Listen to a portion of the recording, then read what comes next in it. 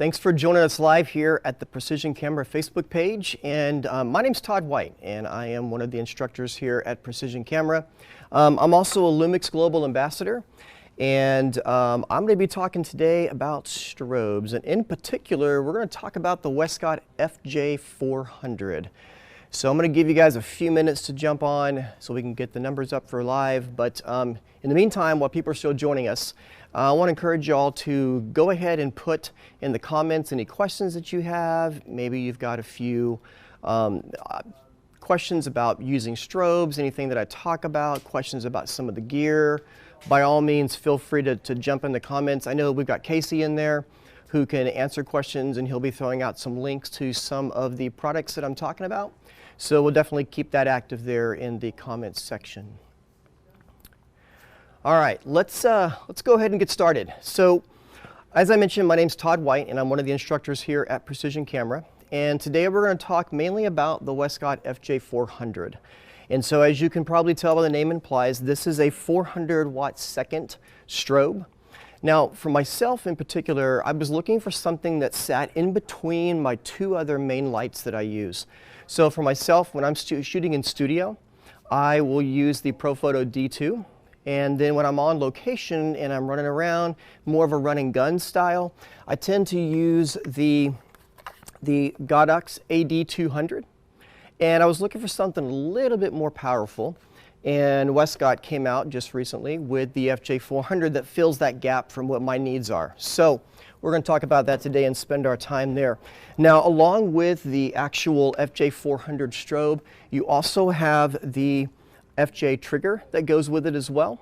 And this particular trigger will fit on the majority of all the cameras that are out there. But let me go ahead and just run through some basic tech specs first to get us started. It's a 400 watt second strobe. It is compatible with this particular trigger. And on a full power, you're going to be able to get 480 plus full power shots. Also, it has the removable battery for it. You can also plug it in as well if you're in the studio. And it does have high-speed sync up to 8,000. And also, it is TTL and rear curtain compatible as well. So a lot of different cool features. Definitely a robust strobe that we have out there as an option for us to be able to use. You've also got 6 groups and 16 wireless channels that you can select from, so you can definitely put a series of lights together to get as many lights as you want in your particular setup that you need. Now on the trigger, one of the cool things about this whole entire setup that I love is that you only have to get one trigger that's going to be compatible across many different camera makers. And that's going to include Nikon, Canon, Sony with an adapter.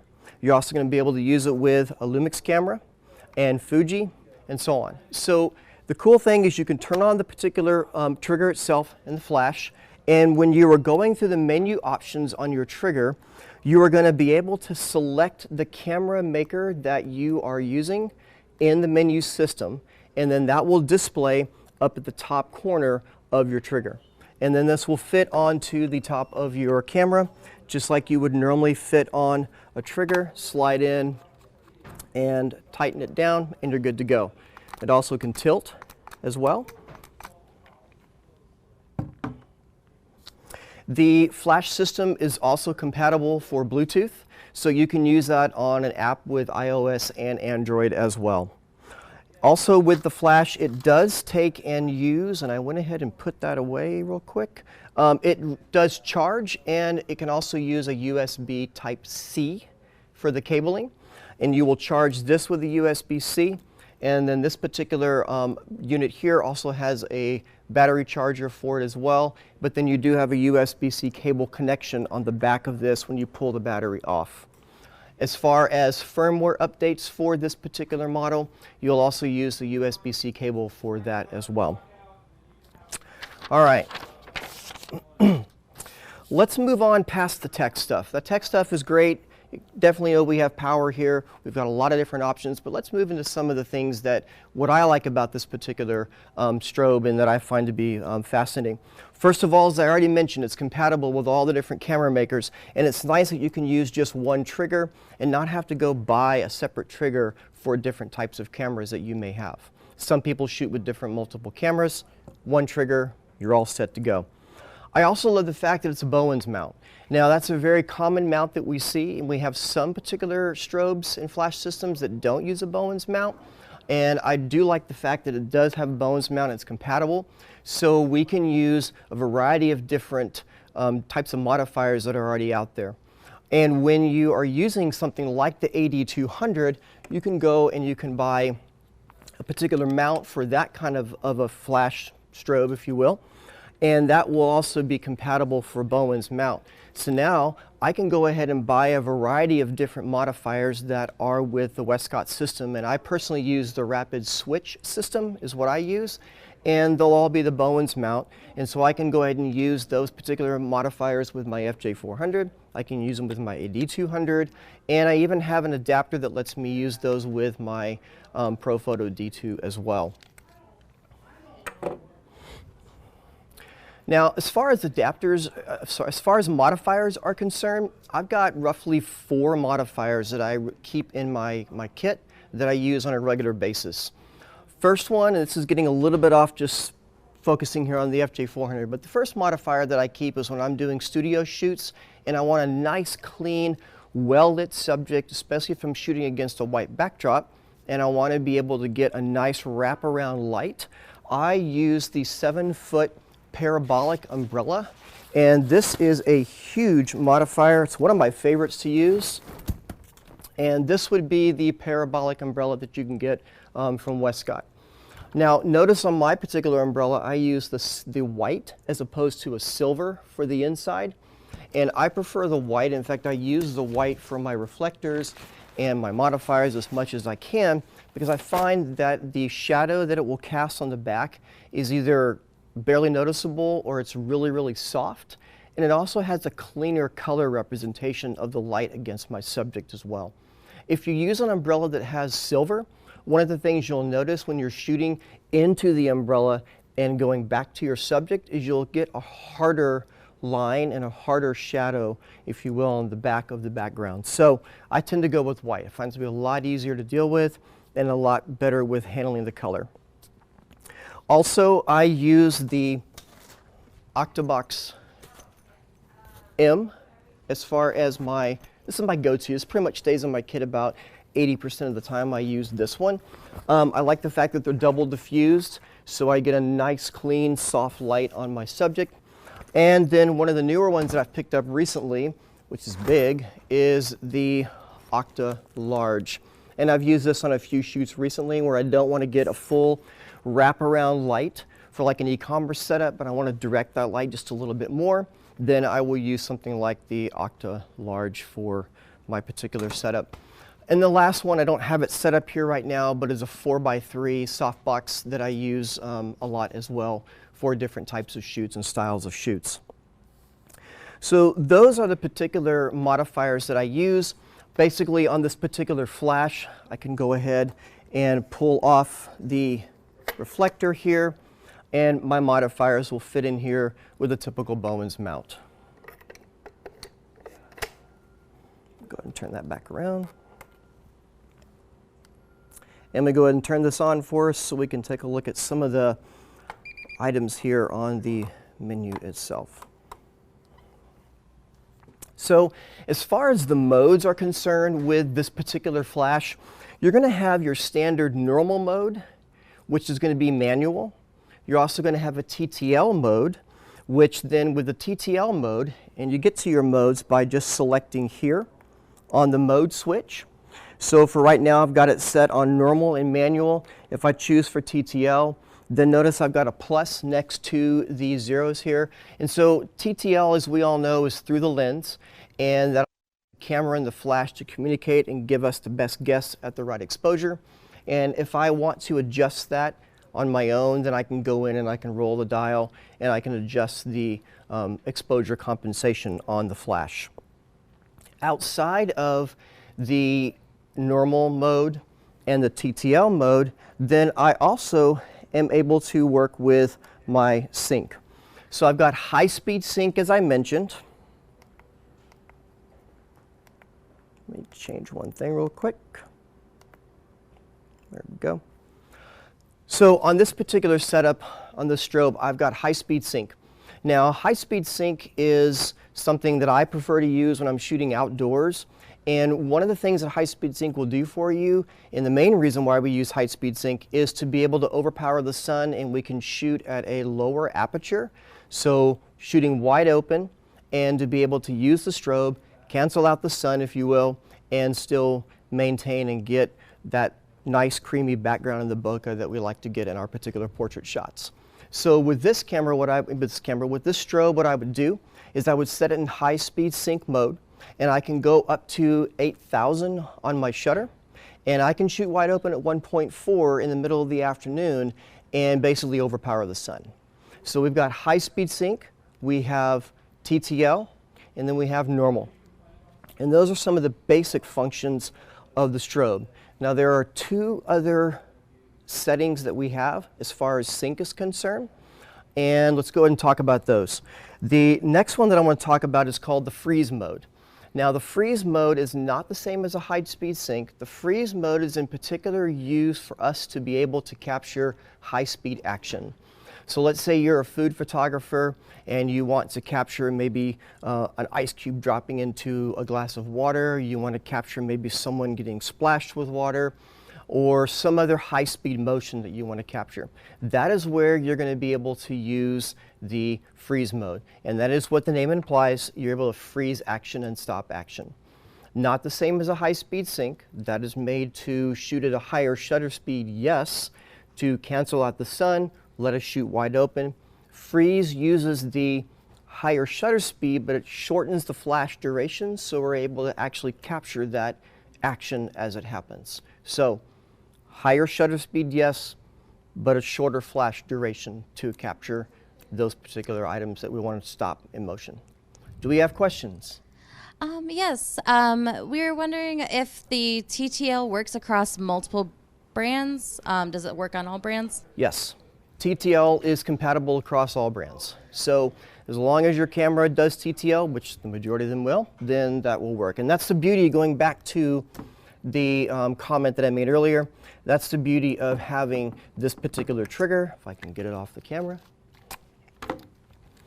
That's the beauty of this system, in my opinion, is that you're able to set this for the camera maker that you're using, the brand that you're using, and then all the functions are available to use. And we had another customer wondering if you, with the fall off shadow on the face, do you find that it's softer with the white versus the silver? Absolutely, I do.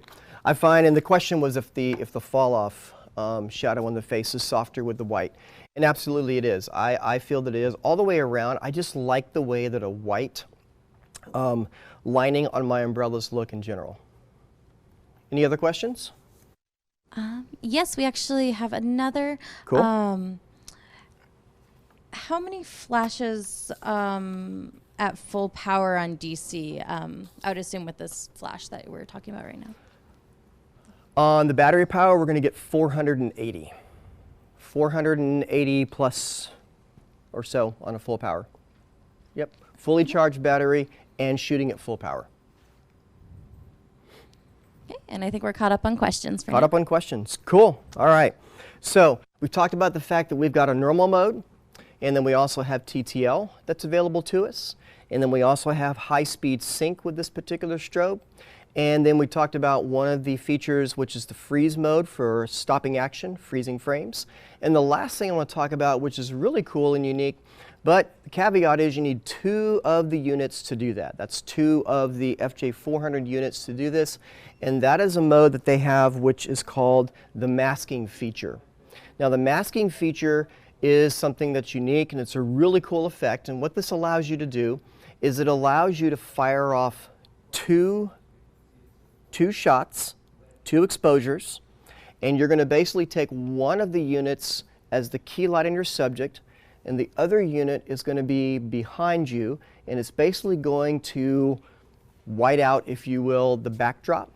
And then it will allow you to have 2 exposures that you can layer in Photoshop, and it gives you a nice clean background to be able to separate and move that subject onto a different background. It's kind of like shooting green screen, but what I would suggest is you actually, if you're going to do this, shoot it against white. It'll give you a much cleaner background that you can cut out or you can mask out in Photoshop.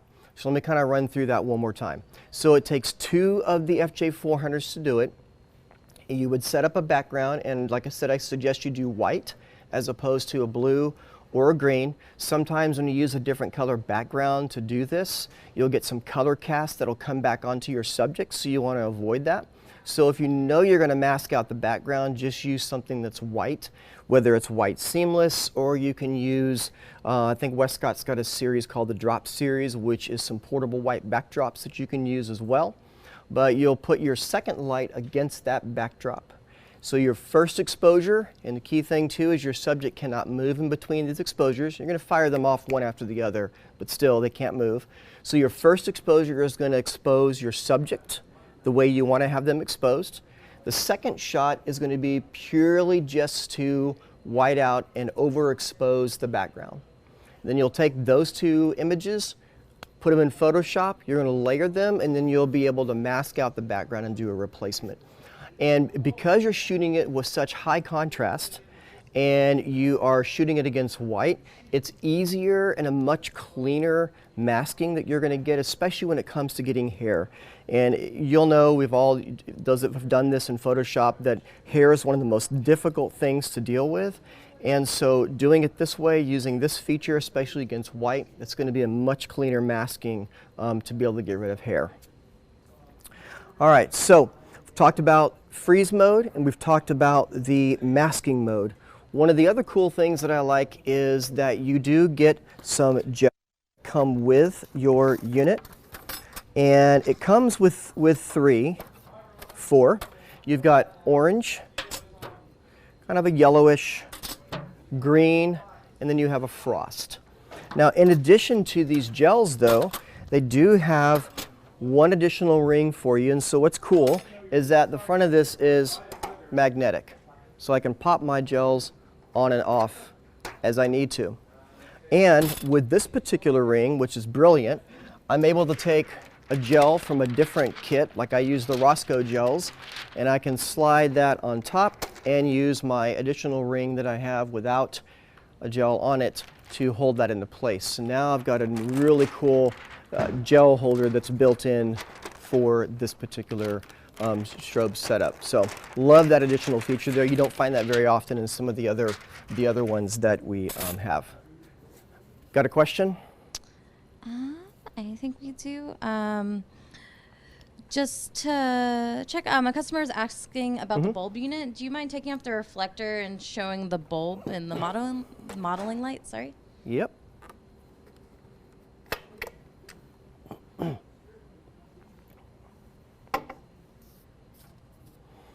So this would be the bulb for the unit. What it reminds me of, and you've got the actual bulb unit that's circular inside of here. What it reminds me of, it looks very similar to the bulb unit that you would see like in an Alien B, the Paul Buff series, just the shape of that particular bulb. So that's what it looks like.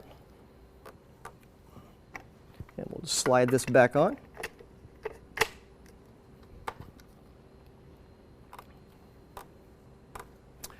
All right, so we've talked about the FJ-400. We've talked about some of the different features that it has.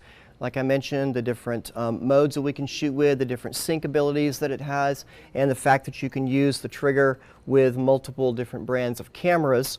One other thing that has come out, and it's brand new, is the brand new FJ-XR receiver.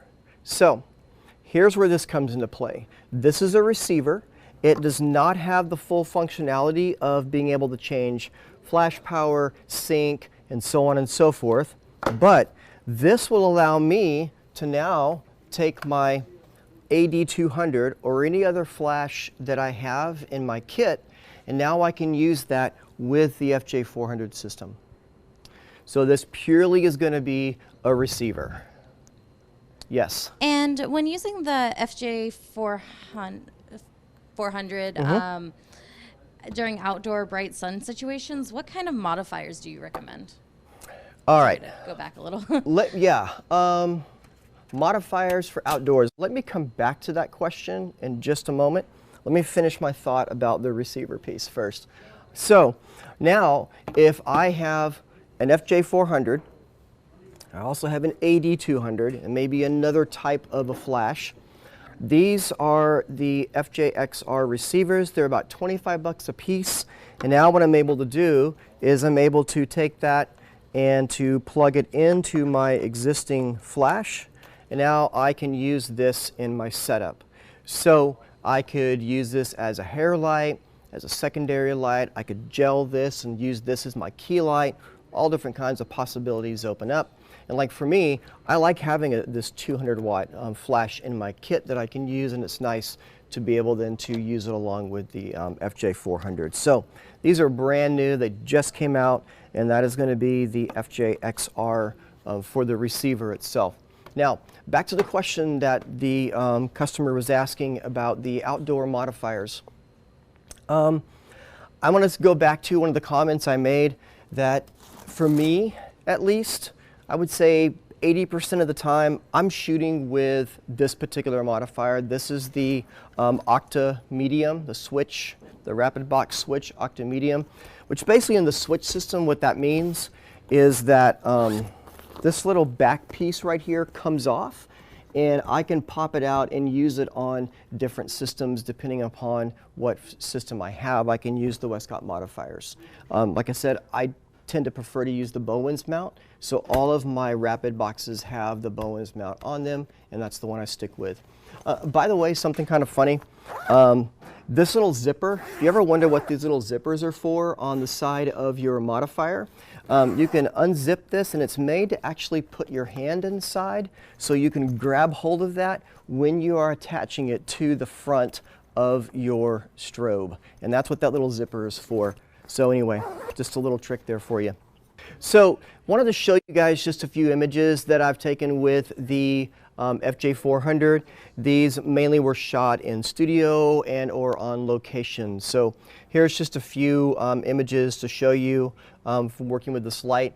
And the majority of these images were shot either with the Octabox Medium or with the Octabox L.